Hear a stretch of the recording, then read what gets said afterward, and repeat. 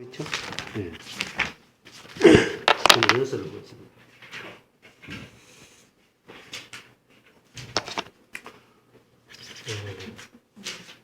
하나님 이제 나라 그러면 이걸 이제 개념을 하나님 나라라고 생각했어요. 하나님 나라 그러면 마태복음 같은 경우에는 뭐라고 하냐면은 하늘 나라 그래요. 하늘 왕국. 우라노스 바실레이아 그래가지고 하늘의 왕이 다스리는 나라, 하늘 왕국이라고 해요. 하늘 왕국. 근데 이게 개념이 우리가 잘 안 잡히는 이유가 이거를 장소적 개념으로 생각을 하는 거예요. 장소가 아니거든요. 네. 장소가 아니고 이거를 뭐 신학자들은 계속 뭐라 하면 통치의 개념으로 써요. 통치. 네. 근데 통치인데 이것도 개념을 확실하게 잡은 게 아니에요. 신학자들이 잘 못 잡아서 아직까지 신학자들은 지식적으로 이렇게 접근하기 때문에 안 열려요. 근데 하늘 왕국 하나님 나라는 이 하늘이라고 하는 것은 언제 열리느냐? 네? 언제 열리냐면은 베델, 구약으로 치면 베델이죠. 하나님의 집. 여기가 야곱이 꿈꿨던 데 있잖아요. 이렇게 바위 위에 누워 자는데 여기서 사닥다리가 연결돼 가지고 천사들이 오르락내리락 했죠. 근데 여기가 베델이 뭐가 되냐면 하나님의 집이 결국은 나중에 예루살렘이 된다는 거죠. 그죠? 이 예루살렘 십자가가 연결되거든요. 네, 연결되는데 이 하늘이 땅에 임하는 것이란 말이에요. 사닥다리가. 근데 이 사닥다리가 뭐냐면은 예수를 말해요. 예수라고 하는 분에 의해서 하늘이 땅에 임하는 거예요. 하늘이. 이걸 하늘나라라고 해요. 하늘나라. 그럼 하늘이 땅에 임한다. 이게 무슨 말이냐면은 하나님의 임재, 하나님의 방문 이렇게도 뭐 하나님의 현현 이렇게도 표현하는데 하나님이 이 땅에 오시는데 어디 오시냐면은 구약 때는 장소에 임했죠. 어떤 장소에 임했잖아요. 그죠? 하나님 오실 때 예를 들면은 베델에 오셨고 하나님의 집 장소에 임했다. 또 아니면 성막 이런 장소에 임했다고요. 근데 신약에 오면은 이 하나님의 오심 이걸 임마누엘이라고 또 하죠. 임마누엘. 네. 근데 임마누엘이 뭐로 오냐면은 인격으로 와요. 인격. 사람 자체가 사람이 하나님의 집이 된다고 신약으로 넘어오면 구약시대 때는 없던 일이에요. 그러면은 사람이 사람을 가리켜서 성전이라고 그러죠. 처음에는 예수님을 성전이라고 그랬잖아요. 이 성전을 헐어버려라. 내가 사흘 만에 짓겠다. 이렇게 말했어요. 근데 예수님이 자기 몸된 성전을 가리켜서 하신 말씀이다. 이렇게 말하고 그 다음에 그리스도인에게 너희 몸은 하나님의 성전이다. 이렇게 말해요. 그러면은 예수님과 예수님을 영접한 모든 그리스도인을 성전의 개념으로 바뀐다. 그 구약의 성전 개념이 없어지죠. 장소 개념이 없어진다. 그 장소 개념이 뭐로 바뀌냐면은 사람의 개념으로 바뀌었어요.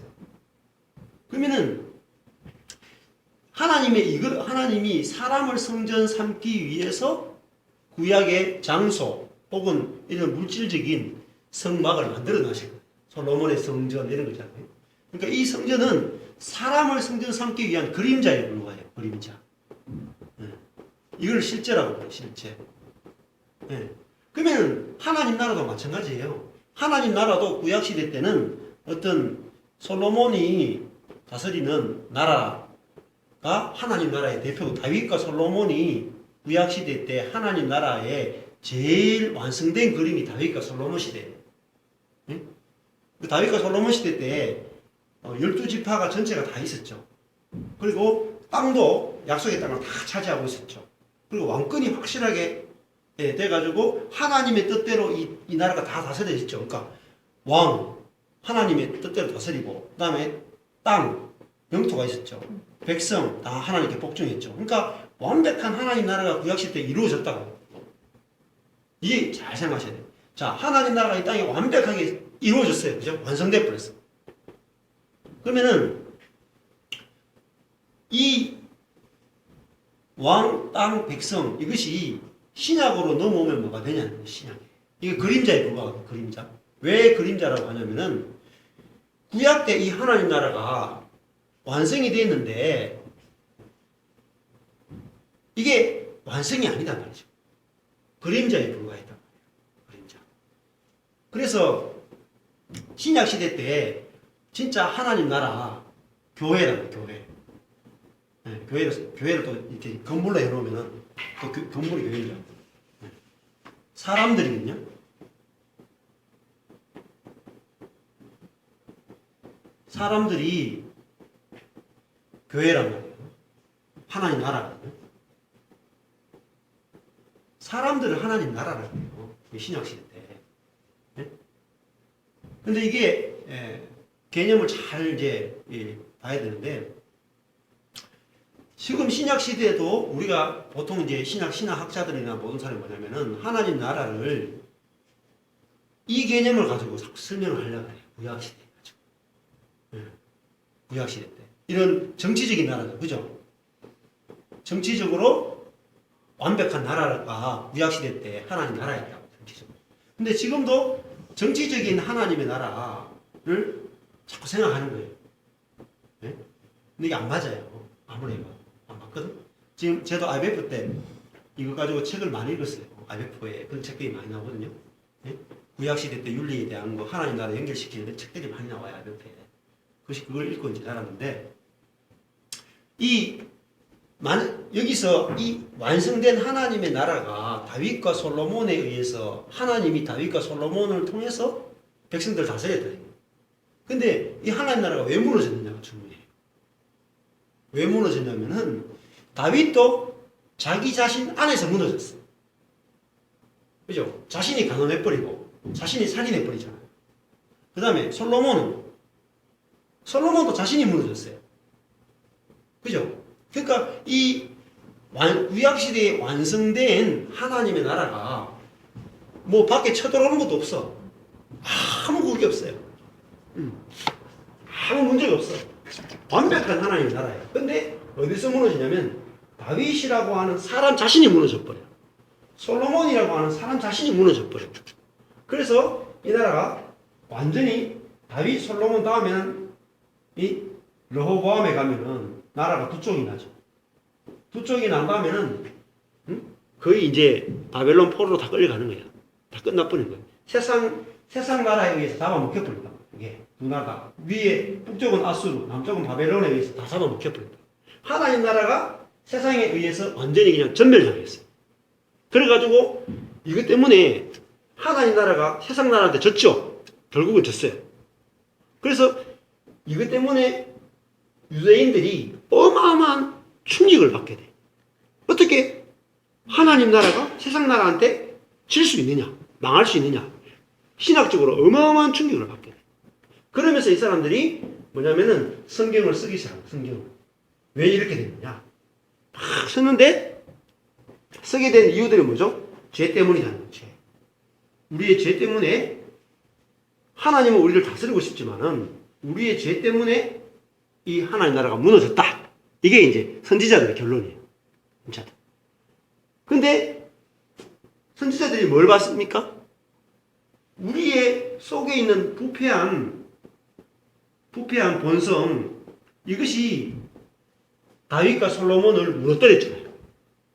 그러니까 이 부패한 본성이 해결돼야 된다는 거예요. 해결. 그래서 이제 엘리야가 아니고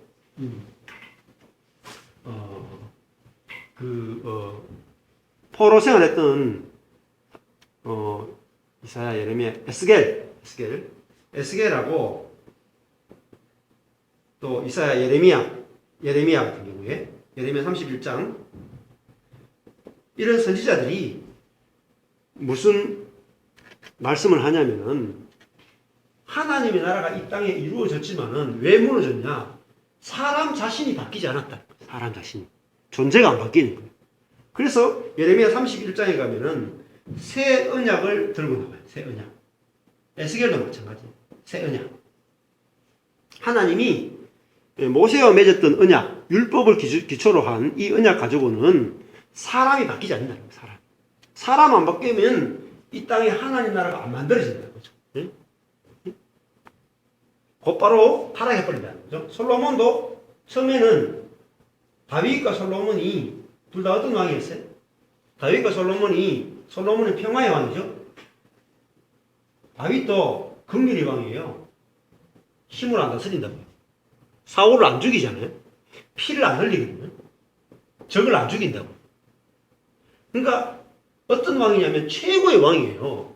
백성들을 긍휼히 여기고 백성들을 피를 흘리지 않고 솔로몬 평화로 다스리는 왕이었는데 이 사람이 전성기에 가서 딱 둘 다 모든 일을 다 끝내고 나니까 두 사람 다 딱 타락하는 거예요. 타락해가지고 솔로몬 같은 경우에는 우상숭배로 빠지고 1000명의 여자를 거느리고 그때부터 군림하기 시작하는 거예요. 솔로몬. 존재가 타락했다. 다윗도 마찬가지예요. 다윗 타락한다. 그래서 그러면은 바벨론 포로로 갔다가 돌아와 봤자 어때요? 돌아와 봤자 사람 자체가 안 바뀌었기 때문에 또 다윗과 솔로몬 같은 왕이 설사 나온다 할지라도 또다시 바벨론으로 포로로 끌려갈 거라고 계속 반복되는 거예요. 인간의 존재가 안 바뀌고는 답이 없다는 거예요. 그래서 이 에스겔과 예레미야가 예언하기를 새 언약을 하나님께서 맺으실 것이다. 이거를 이제 딱 이야기해요. 새 언약. 그러면 이 새 언약의 핵심이 뭐냐면은 새 마음을 주고 새 영을 주고 이렇게 이야기하네요. 새 마음, 새 영. 그러니까 하늘에 하나님의 마음, 하나님의 영을 사람이 줘서 말씀을 어디 새기냐면은 돌판에 새기는 것이 아니라 말씀을 마음에 새겨요. 그래서 하나님 말씀이 지켜지도록 하겠다. 율법이 지켜지도록 하나님 쪽에서 만들어주겠다. 이게 새 언약이에요. 근데 이 새 언약에 대해서 신학자들이 잘 몰라요. 지금 문제가 심각해요. 네. 근데 이 언약에 대해서 연구하는 우리 개혁주의 학자들이 성경의 핵심을 대부분 두 개로 잡아요. 하나가 언약이 성경의 핵심적인 이야기다. 그래서 구약, 신약 이렇게 두 개의 큰 언약을 가지고 성경 전체를 풀어내요. 근데 언약을 통해서 그럼 뭘 만들어내느냐? 언약은 뭘 만들어내냐면 하나님 나라를 만들기 위한 도구라는 거예요. 그래서 언약과 하나님 나라가 성경을 푸는 제일 큰 그림이고 핵심이고 뼈대예요, 뼈대. 근데 이 언약과 하나님 나라를 이해하는 데서 가장 중요한 건 뭐냐면은 언약을 두 개로 나눠야 된다는 거예요. 옛 언약과 새 언약. 네? 이 두 차이를 확실하게 알아야 돼요. 네. 옛 언약은 모세가 맺은 언약이고 새 언약은 그리스도가 맺은 언약이에요. 그러니까 옛 언약은 돌판, 율법이 있어요. 율법은 좋은 율법은 받았는데 우리의 마음이 옛 마음이에요. 그래서 아무리 좋은 율법을 줘도 내 마음이 부패했기 때문에 율법을 못 지켜요. 이게 문제예요. 근데 새 언약은 율법이 지켜지려면 옛 마음 가지고 안 된다는 거죠. 그래서 인간의 존재를 새 마음을 주겠다. 그래서 새 마음으로 바꾸는 거예요. 그러면 이것이 어디 나오냐면은 다윗의 시편에 가면 나와요. 시편 한번 가보세요. 다윗이 이 언약에서 제일 중심 인물이 다윗이거든요. 그러면 시편 51편에 한번 가보세요.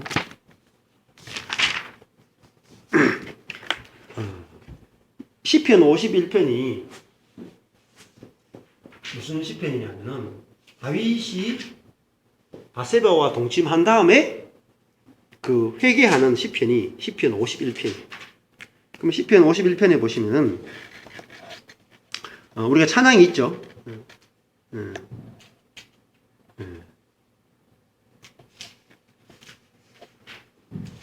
51편 10절 보세요. 10절 보면은 하나님이여 내 속에 뭡니까? 정한 깨끗한 마음을 뭐라세요? 창조하시고. 자기 마음 자체가 문제라는 걸 깨달았죠. 다윗이. 자기가 아무리 전심으로 하나님을 섬기고자 해도 마음 자체가 부패했다는 사실을 자기가 알게 된 거예요. 그래서 정한 마음을 뭐래요? 이게 바라거든요. 하나님이 처음에 창조할 때, 첫 창세기 1장에 가면은, 그죠? 그 하나님이 태초에 천지를 창조하시니라 할 때 그게 창조가 바라거든요. 바라. 그러니까 하나님 내 마음을 깨끗한 마음을 창조해 달라고 이렇게 이야기하거든요. 씻어 달라 정도가 아니에요. 2절에서는 죄악을 씻어 달라 이렇게 말했지만은 10절에 가면 아예 내 속에 정한 마음을 창조해 달라고 그렇게 기도하고 있다는 거예요. 그리고 내 안에 정직한 영을 이게 쿤 확고한 영이죠. 확고한 루아흐 영을 새롭게 해달라는 거예요. 새로 만들어 달라는 거예요. 하다시 이게 새로 만들다는 뜻이에요. 영을 새롭게 만들어 달라는 거예요. 그러니까 이게 뭐죠? 다윗이 야 이거 내 부패한 내 존재로는 하나님 나를 왕으로 세워줘도 내가 스스로 무너진다. 내가 간음하고자 하는 욕구를 못 이기는 거예요. 내가 살인하고 싶은 충동을 못 이기는 거예요. 그러니까 자기가 넘어졌죠. 그러니까 다윗이 넘어지고 난 다음에 하나님이 다윗을 긍휼히 여기시죠. 왜 긍휼히 여기냐면은 너는 당연히 간음할 놈이고 너는 당연히 살인할 놈이고 그래서 하나님이 다윗을 불쌍히 여기는 거예요. 야, 다윗도 하나님 제가 당연히 간음하고 당연히 살인할 인간밖에 안 됩니다. 그걸 인정했죠. 그 인정하는 걸 회개라 그래요. 예. 그러니까 다윗이 51편에서 하나님 내게 정한 마음을 창조해 주시고 정직한 영을 새롭게 해달라고 이렇게 기도하고 있는 걸 보죠.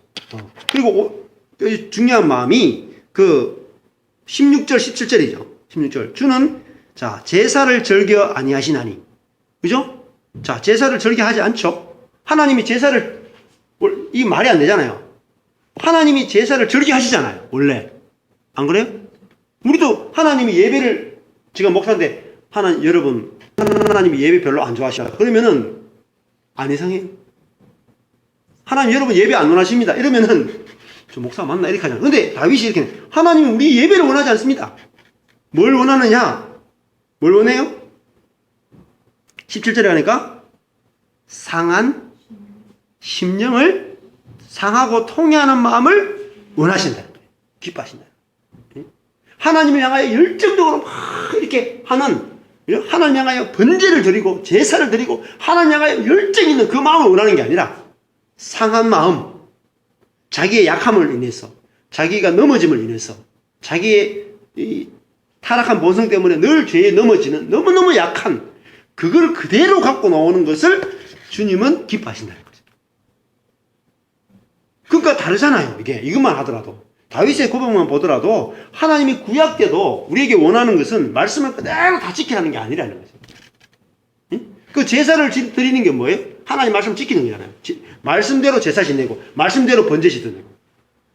근데 하나님 그걸 원하신 게 아니에요. 내가 하나님의 말씀을 다 지키지 못하기 때문에 나는 하나님의 사랑이 필요하고 하나님의 은혜가 필요한 사람입니다. 이걸 원하셨다는 거예요. 그 번제 안에 제사 안에 그걸 담아놨다는 거예요.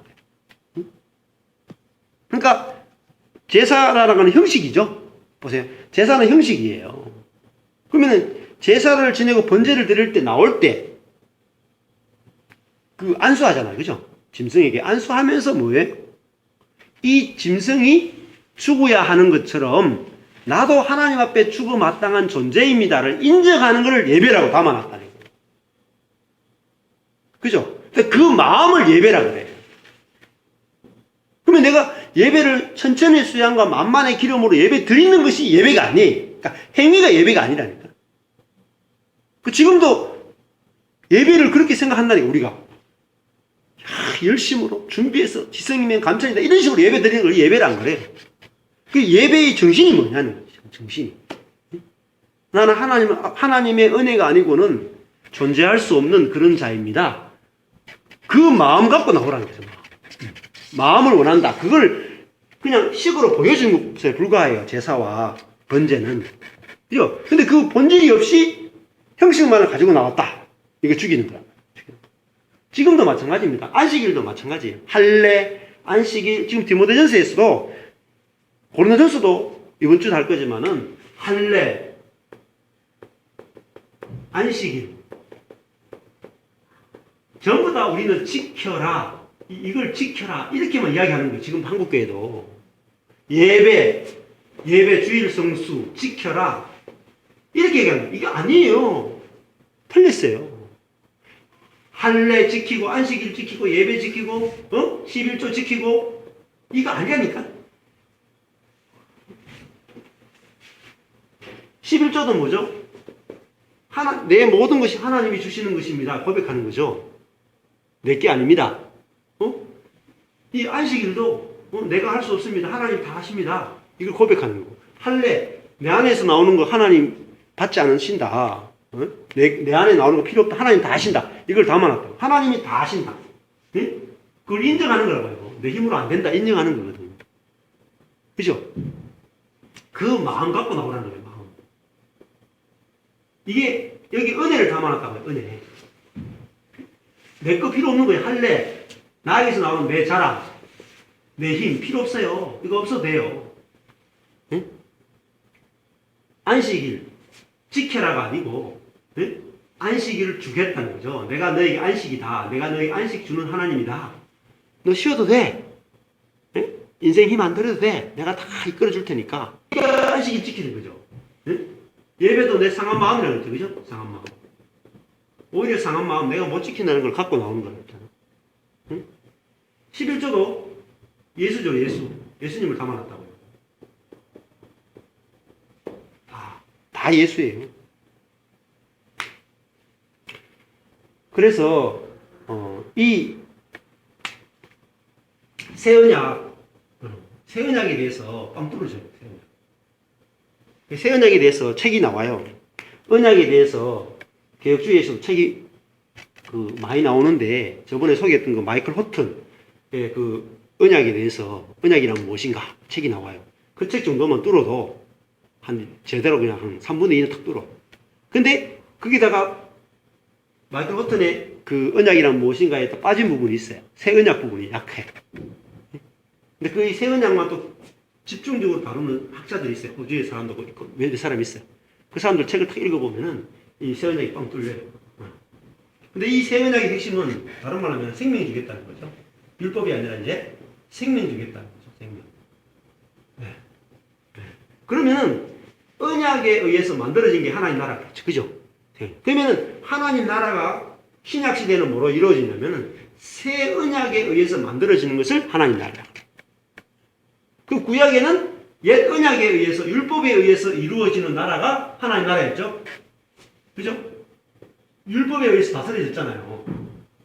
이스라엘이. 맞죠? 근데 나라니까 이 땅에 속한 나라니까 뭐가 필요했어요? 율법이 필요했죠.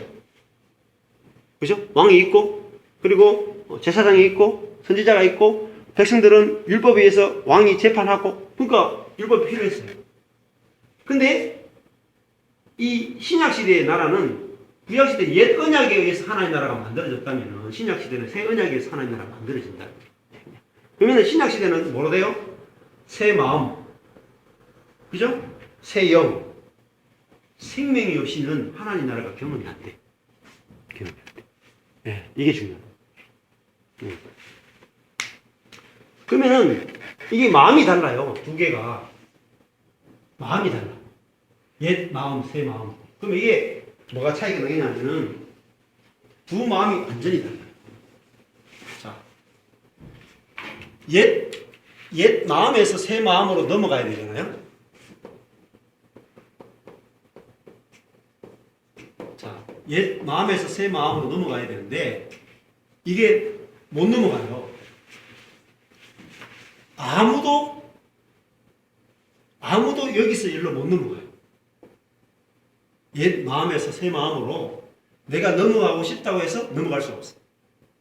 이걸 십자가의 경계라고 해요. 십자가의 경계. 워치만 리의 책 가운데 정상적인 그리스도의 생활을 보면은 십자가 부분이 딱 나와요. 근데 거기서 제목을 십자가는 두 세계 사이의 경계다. 이렇게 탁 정리를 해요. 너무나 놀라운 정리. 제를 보면은 자, 이 옛 마음에서 새 마음으로 넘어가야 되는데 지금도 기독교인들이 이런 책 많이 봐죠. 우리가 우리 마음을 내려놓아야 된다. 내려놓고. 그죠? 내가 마음을 십자가를 져야 된다. 십자가를 져야 된다. 또 뭐라 그래요? 내가 예수 그리스도와 함께 죽어야 한다. 이거 많이 강조하죠. 네? 이 유명한 사람들 다 하는 말이잖아요. 그죠? 내려놓고 더 내려놓고 이런 책들도 있고 자기 십자가를 지고 따라야 된다. 또 내가 그리스도와 함께 죽었으니까 내가 내 자신을 죽여야 된다. 이렇게 이런 설교들도 어마어마하게 많아요. 보글보글해요. 캐톨릭아도 많고. 근데 이게 다 안 돼요. 안 돼요. 불가능해요. 그러니까 옛 마음에서 새 마음으로 넘어가는 것은 그죠? 옛 마음에 새 마음으로 넘어가는 것은 노력으로 안 됩니다. 노력으로 해보겠다는 게 뭐죠? 율법주의. 그 지금 대부분의 교회에서 또 저 자신도 10년 동안 그랬고 이거를 성도들한테 이거를 설교했거든요. 내려놓자. 십자가 져야 된다. 내가 죽어야 된다. 이걸 안 돼요. 절대. 해보세요. 절대 안 돼요. 안 돼요.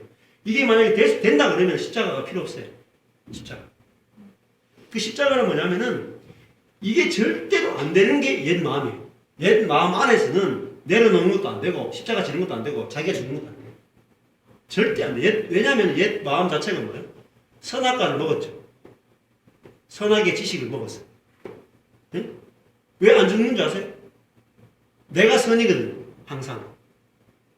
자, 안 죽는 이유가 내가 선이기 때문에 안 죽습니다. 내가 악인 것이 보이면 죽어요. 네. 이게 보여야 죽어요. 보이면 자동으로 죽습니다.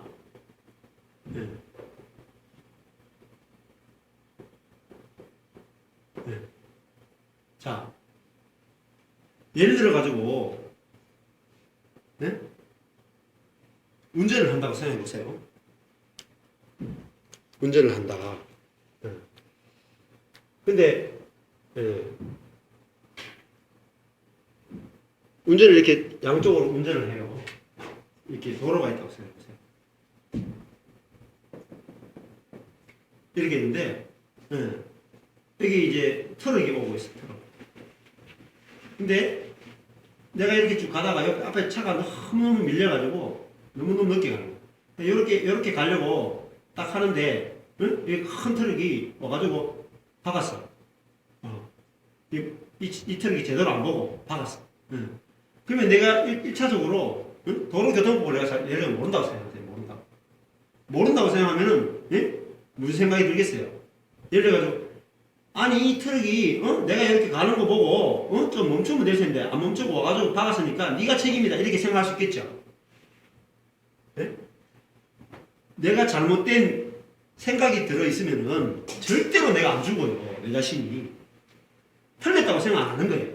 근데 내가 도로교통법을 알면은 어떻게 해야 돼요? 내가 이 중앙선을 침범했죠. 중앙선을 침범했기 때문에 무조건 100% 내 책임이에요.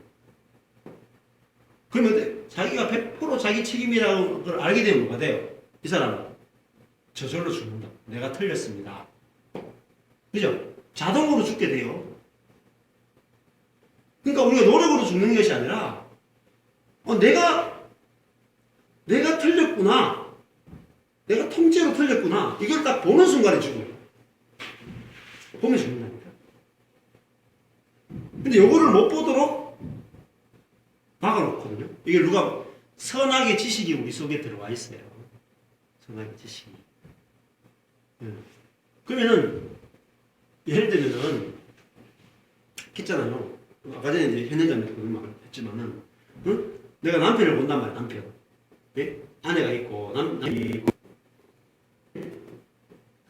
내가 보니까 남편을 보니까 아무리 해도 남편이 틀렸어. 예? 뭐라고 해도 100% 악이야. 예? 맞아. 아무리 십자가에 죽어야 된다, 뭐 내려놔야 된다, 뭐 내가 이거 백날에도 안 죽어요, 백날에도. 근데 언제 죽느냐? 다른 기준을 갖다 대면 죽어. 선악의 기준을 갖다 대면요, 내가 안 죽습니다. 생명의 기준을 갖다 대면 내가 죽어요. 생명의 기준이 뭐예요? 네? 십자가가 기준이거든, 십자가. 어? 주님이, 하나님이 죄인인 나를, 그죠? 살리려고 누가 죽었어요? 주님이 죽었죠. 이게 생명의 세계예요. 그러니까 의인이 죄인을 위해서 죽었죠. 이게 말이 돼요, 이게? 안 되잖아. 이거를 생명의 세계라 그러고, 네? 의인이 죄인을 죽이는 걸 가르쳐서 선악의 세계라 그래요. 선악의 세계에서 보면은 아내인 내가 무조건 선이죠. 그죠? 근데 생명의 세계에서 보면은 의인인 내가, 남편보다 더 의인인 내가 남편을 위해서 죽는 것이 마땅하단 말이에요. 죽는 것이. 왜? 내가 무슨 사랑받았어요? 내가 죄인이었을 때, 로마서에는 내가 연약할 때, 내가 죄인이었을 때, 내가 하나님과 원수 되었을 때에 그리스도께서 우리를 위해서 죽으심으로 하나님의 사랑이 나타났다. 그죠?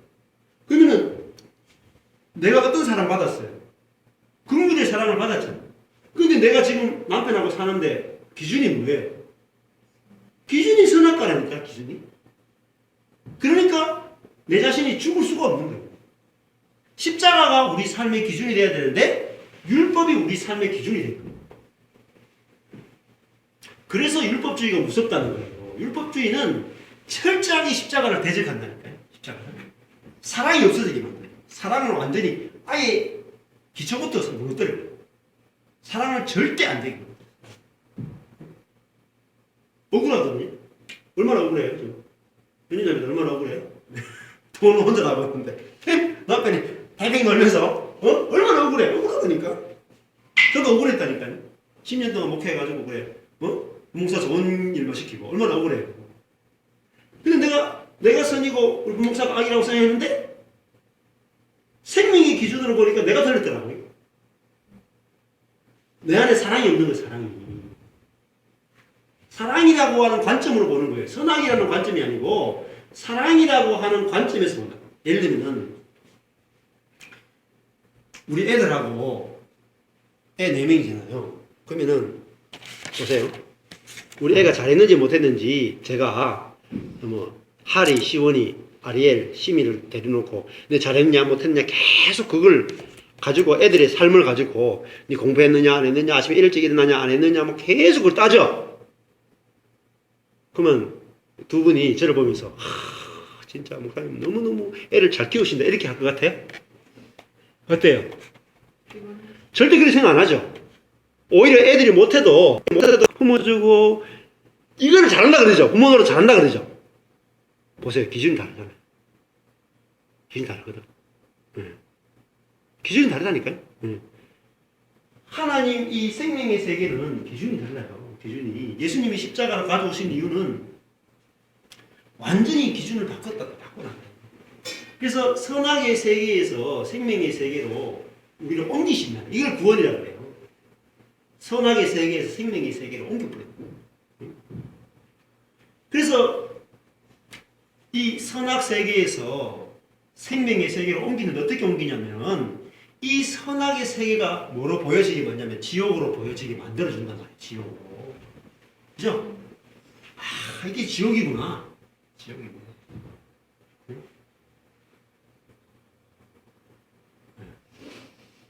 저도 제 아내도 그렇고 제 아내가 옳고 그름이 분명하잖아요. 분명히. 어릴 때부터 가정도 그렇고 분명하니까 교회 안에 무슨 일이 생기면은 항상 누가 옳겠어요? 아내가 옳죠. 그러니까 아내가 옳은데 마음은 뭐예요? 지옥이 생겨. 지옥이. 그러니까 상처를 어마어마하게 많이 받아. 막 상처를 너무 받아가지고 쓰러져가지고 못 일어나요. 네? 그 제가 아내가 그렇게 심하게 상처받다가 쓰러지는 걸 내가 몇 번을 경험하면서 무엇이 아내를 죽이는지를 보게 됐어요. 네? 옳은데 죽는 거예요. 네? 이 옳은 것이 우리를 죽이죠. 저도 마찬가지예요. 옳은데 네. 내 자신이 죽어요. 자, 이번에도 우리 해리먼 가서 이야기했는데 예를 들어가지고 그 해리먼 이제 선생님이 있어요. 선생님인데 이 선생님이 주도형이고 그냥 이렇게 올바른 거 이렇게 애들이 한 20명 정도 좀 숫자가 늘어가지고 20명 정도 앉아 있는 거 수업도 제대로 안 들어요. 그러니까 오면은 이 선생님이 응? 야, 책 안 치워? 지금 무슨 시간이야? 똑바로 앉아! 이렇게 하고 또 뭐 누가 온다 하면 막 사진 막 찍어가고 이러니까 아들이 무슨 단어를 쓰더라. 역겹다 하던가? 그런 식으로 쓰는 거예요, 애들이. 그래가지고 아이들이 선생님이 어떤 행위를 하면은 자기들 보기에 나쁜 악이 나왔단 말이야. 그러면 애들은 뭐로 반응하겠어, 당연히. 이 선생님이 악하다고 생각하니까 자기 속에서 악이 나오죠. 안 그래요, 우리가? 이걸 선악과의 세계라는 거예요. 이 사람한테 악이 나오면은 나한테도 악이 나와. 이 사람이 나한테 악하게 했기 때문에. 그럼 어떻게 돼요? 잘 생각해요. 선생님이 악하게 하니까 나한테 악이 나오고 이 사람이 선하게 하니까 내 안에 선이 나오죠. 그러면 다른 말로 하면은 이 두 사람은 뭐가 돼 있어요? 소울 타이라는 거예요. 이걸 소울 타이. 소울이 영어로 혼이거든요. 타이가 묶었다는 뜻이에요. 소울 타이. 그러니까 막 혼이 묶여 있다는 거예요. 묶여 있는 거예요. 즉 다른 말로 하면은 내 주체적인 삶을 불가능하게 만들어요. 이 사람의 아이들은 무엇에 조종당해요? 선생님의 행동에 조종을 다 당하는 거예요. 이 선생님이 악하게 하면 얘들 속에 악이 나오고 선하게 하면 선이 나오고. 그러니까 이 아이들이 주체성이라고 하는 것은 아예 없어요. 주체성. 우리는 주체성이 있어요? 없다니까? 이걸 가리켜서 노예라고 해요, 노예. 이걸 노예라고 해요. 종노릇한다. 종노릇. 이게 자유가 없는 거예요, 자유가. 내가 선과 악을 선택할 자유가 없어요, 이거를 갈라디아서 선과 악을 내가 선택할 자유가 있다니까. 이걸 자유라 그래요.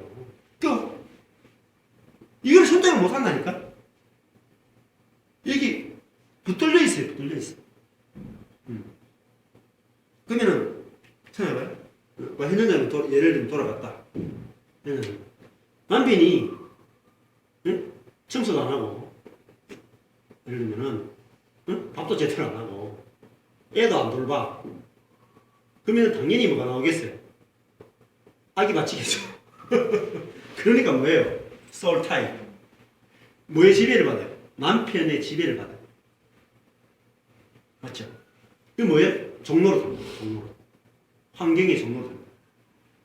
그 자유가 없죠? 언제 내가 자유케 돼요? 이 상대방이 내 마음에 드는 행동을 해줄 때까지는 절대 자유시죠. 맞죠? 근데 내가 이 옛 마음에서 새 마음으로 넘어오고 선악의 세계에서 생명의 세계로 넘어오게 되면은 이 남편이 어떻게 하든지 내 속에서는 살리려고 하는 마음이 나온다. 그러면 내가 자유해져요. 내가 조정하려. 내가 내 속에서 선도 나올 수도 있고 악도 나올 수 있는 걸 조정할 수 있는 걸 생명이라고 한다. 생명. 이 사람이 악하게 해도 내 안에서 선이 나올 수 있으니까 이거를 생명이라고 한다. 그 생명의 세계로 옮기는 걸 구원이라고 해요. 구원. 구원 그러니까 우리가 죽어서 천당 가는 것으로 자꾸 생각한단 말이에요. 그 자꾸 장소적 개념을 생각하는 거예요. 그러니까 현재적 구원은 전혀 누리지 못하고 그러니까 예수 믿으니까 죽어서 천당 갈 생각만 계속 하는 거야. 계속 하는 거야. 그러니까 구원을 경험도 못했는데 무슨 또 죽어서 구원 받으려고 생각하는 거예요. 지금 현재 구원을 경험해야 되는 거예요. 지금 현재 구원이 없어. 이게 지금 예, 기독교의 문제라고. 성화, 지금 현재 성화가 없어요. 현재 거룩하됨이 없는 거예요. 근데 이것이 놀라운 구원이라고. 예. 어마어마한 구약시대 때 누구도 경험하지 못한 구원이에요. 신약시대의 예수 그리스도로 말미암아 우리에게 상대방이 이렇게 남편이 이렇게 하건 저렇게 하건 내가 선과 악을 선택할 수 있는 자유를 얻었던 거죠. 그 생명이 아니고 자유가 없어요. 생명이 아니고는. 그래서 이 우리를 자유롭게 했다. 이게 아주 중요한. 예를 들면 환경도 마찬가지입니다. 환경. 자, 전에는 생각해 보세요. 우리 자신이 옛 마음일 때는 내가 좋은 환경에서는 무슨 마음이 나와요? 기쁜 마음이 나오고 나쁜 환경에서 나쁜 마음이 나와요. 이거 환경의 지배를 받는다 그래요. 환경과 내가 묶여져 있는 묶여져 있는 거. 그런데 내가 이제 예수 안에 오게 되면은 환경과 내가 분리가 이루어져요. 그러니까 어떤 환경에서 내가 기뻐할 수 있어요. 막 환경과 상관이 없어져. 떨어진단 말이야. 떨어진다. 환경과 내가 분리된단 말이야. 이걸 자유라고 그래. 자유. 우리 마누라도 우리도 이제 올해 12월 딱 하고 나면 1월부터는 좀 새로운 일이 펼쳐져요. 뭐 이렇게 지원받는 돈도 없어지고 여러 가지 일이 펼쳐져요. 재정적으로 굉장히 엄청난 변동이 있어요. 우리 가정에. 전에 같으면은 염려해가지고 그 걱정한다고 계속 속에서 막 염려가 올라오는 거야. 근데 지금은 아내를 보니까 이 여자가 미쳤나 싶은 게 팽팽 노는 거야. 별로 염려를 안 해. 그런 적이 없었다니까요. 계속 환경의 지배를 받았다니까요. 근데 내가 이 하나님의 나라를 맛보게 나면은 이게 정상이 아니구나. 이게 구약시대 때구나. 환경의 지배를 받고 사람의 지배를 받는 게 이게 이 율법 아래 있었기 때문이구나. 응? 그래서 율법 아래 내가 살았기 때문이구나. 이거 알게 되면은 환경 모든 자유함을 누리게 돼요. 그게 뭐가 이 옛날에는 뭐가 좋아 보였습니까? 옛 마음은 늘 자기 마음이 안 바뀌죠. 그죠? 그럼 뭐가 돼야 돼? 구약시대 때 사람은 자기 마음이 안 바뀌니까 늘 뭐 해야 돼요? 하나님과 관계 속에서 기도해야 되죠. 뭘 기도해야 돼요? 환경 바뀌든 또 사람 바뀌든 계속 기도하는 거죠. 근데 이거 바꿔줄 때가 있고 안 바꿔줄 때가 있죠. 이게 괴로운 거예요. 근데 신약에 오면은 어때요? 신약에 오면 우리 마음이 바뀌었다고. 새 마음이 바뀌어가지고 우리가 환경이 안 바뀌어도 상관없어. 사람에 대해서 내 주변에 사람이 안 바뀌어도 상관없어. 내 마음 자체 안에서 뭐가 돼요? 천국이 이루어진다. 내 마음이 천국이 이루어진다. 그러면은 보세요. 이 신약에서는 자, 천국이 뭐냐? 천국이 예수예요. 예수를 천국이라고 해요. 천국, 예수 자신이 천국이에요. 예수를 누리는 거예요. 예수 생명을 누린다고요. 나와 연합돼가지고. 그러니까 구약시대 때는 솔로몬 시대 보세요. 이 좋은 얼마나 좋아요. 왕도 최고의 왕이 되겠다가 땅도 완전하게 다 가서의 땅을 다 얻었겠다가 백성도 엄청나게 많고 돈도 엄청나게 많고 외교 국방 다 완벽해요. 그런데 이 사람들이 천국을 못 누렸다니까. 왜? 존재가 안 바뀌었다. 근데 신약시대 보면은 십자가를 통해서 뭐가 끝나요? 자, 이게 끝난다고. 사람이 바뀐다. 자, 근데 정리를 해봅시다. 십자가를 보고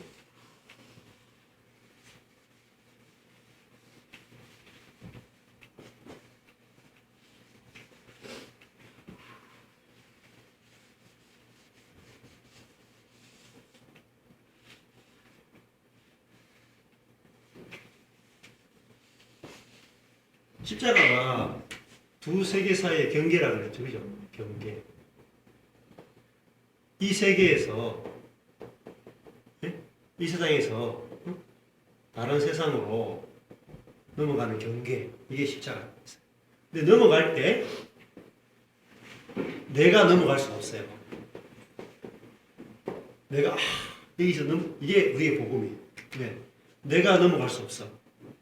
그러니까 이 세상에 있는 모든 잘난 사람들, 네? 모든 못난 사람들 다 합쳐 다 하나예요. 다. 누구 예외가 없어. 모든 사람이 다 똑같아. 같은 자리에 있습니다. 같은 자리. 절대 못 넘어가요. 어떻게 넘어가냐면은 내가 그리스도와 함께 십자가에 못 박혔다. 그런 적 이제는 내가 사는 것이 아니요 내 안에 그리스도께서 사시는 것이다. 그러니까 예수 그리스도 안에 포함된다고. 포함. 예수의 십자가, 예수님의 십자가,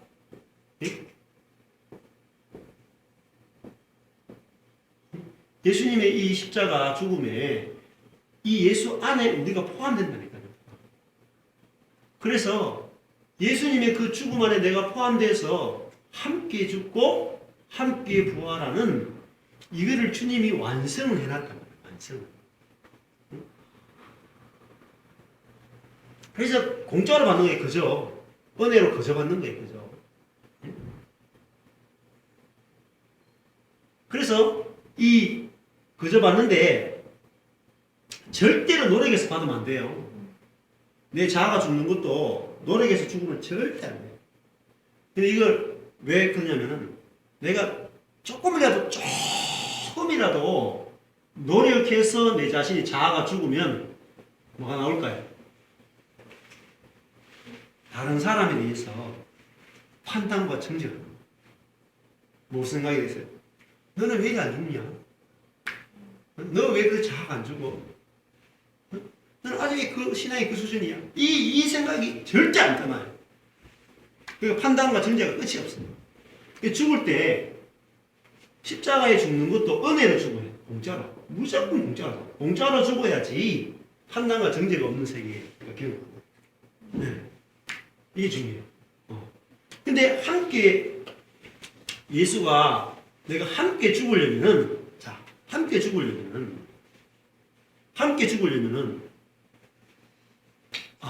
예수님이 어떤 분인지가 보여져야 돼요. 네. 함께 죽는다. 이게 또 굉장히 추상적인 말이에요. 함께 어떻게 죽지?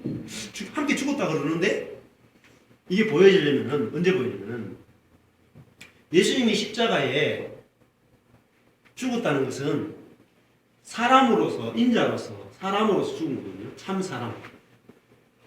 이걸 아는 게 중요해요. 참 사람. 내가 예수님 안에 포함되려면은 나하고 똑같아야 돼. 나하고 똑같아야 돼. 똑같아야 포함돼요. 조금이라도 다르면은 예수님과 내가 연합이 안 돼요. 예를 들면 이런 거 있잖아요. 우리 몸에 심장을 이식하는데 다르면은 힘들어요. 그죠? 내하고 다르면은 가장 근사한 심장을 이식한다고.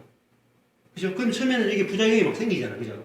왜냐면 내 몸에 있는 것과 다른 심장이 왔기 때문에 내 몸에 있는 이런 백혈구나 항체들이 이 다른 조직이 들어왔기 때문에 공격하죠. 그래서 내 몸에 있는 세포들이 이 심장을 공격해서 이 심장을 죽여버린다고. 그래서 하는 게 뭐죠? 항면역제가 이런 걸 쓰잖아요. 처음에 심장이 면역 자체를, 면역 시스템을 죽여버린다.